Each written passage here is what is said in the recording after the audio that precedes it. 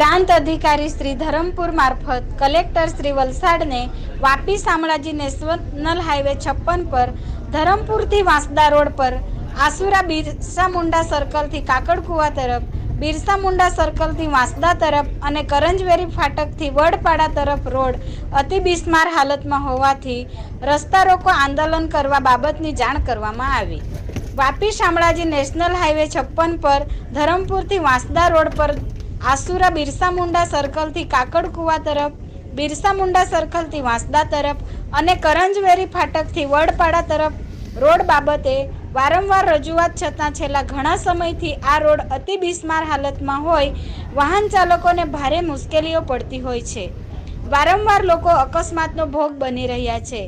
અનેકવાર સ્થાનિક લોકોએ ઉચ્ચ કક્ષાએ અપક્ષ તાલુકા પંચાયતના સભ્ય તરીકે રજૂઆત બાદ પણ કોઈ નિરાકરણ ના આવતા અમારી આદિવાસી વિસ્તારની પ્રજાની માંગણીને ધ્યાનમાં લઈ પ્રજાના ચૂંટાયેલા પ્રતિનિધિ તરીકે મારી ફરજના ભાગરૂપે મારી જરૂરિયાતને ધ્યાનમાં લઈ રસ્તાઓનું યોગ્ય સમારકામ ન થાય તો ન છૂટકે મારે ધરમપુરથી વાંસદા રોડ પર કરંજવેરી ફાટક પાસે રસ્તા રોકો આંદોલન કરવાની ફરજ પડશે અને આ આંદોલનની તમામ જવાબદારી હાઈવે ઓથોરિટી ઓફની રહેશે.